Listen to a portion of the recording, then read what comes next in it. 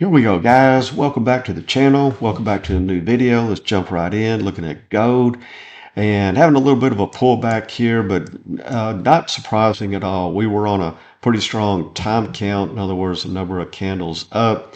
And then you add to that, we were coming into resistance of the 20 coming down. Both times you want to be trading with the 20, not against it. And that's why, a lot of your trades may be failing. But anyway, also we had previous support here. And then once you break previous support, which we did here, it becomes resistance, for a time. Okay.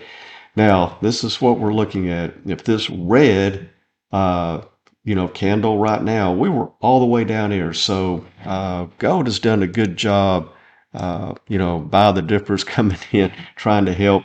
We were actually trading under the 100 simple day moving averages gold line, which would have been, kind of a headache to try to, get back up and over.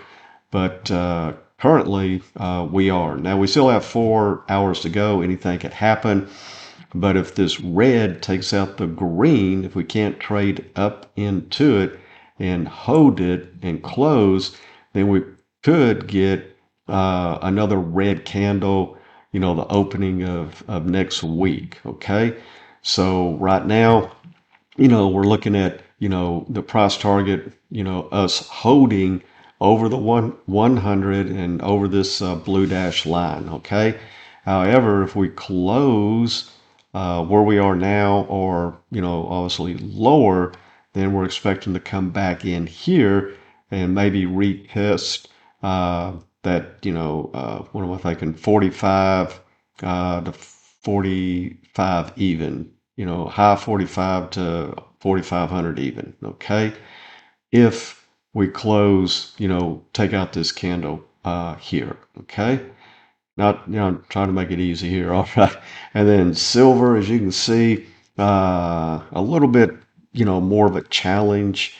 Currently came up into closed over the 100 a couple of days. Now we're back under it, plus the 20, plus this red dash line of previous resistance here, broke it, and several tests. Then we closed under it, and we haven't been able to get back over it. Okay, so silver has, really 2 to 3 times, as much, not times, but, 2 to 3 factors of resistance above it as compared to gold. Okay.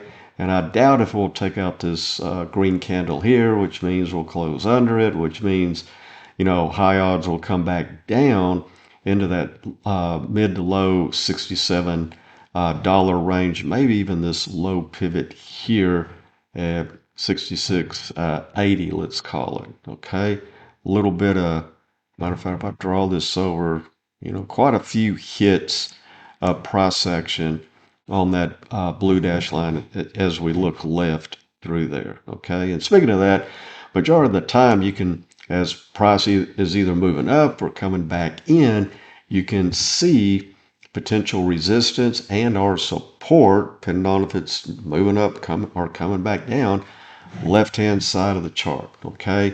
And those high pivots, low pivots, resistance zones, support zones can play a critical role in either helping or hurting, price action, and depending on which direction they're going. Just something to throw in your toolbox.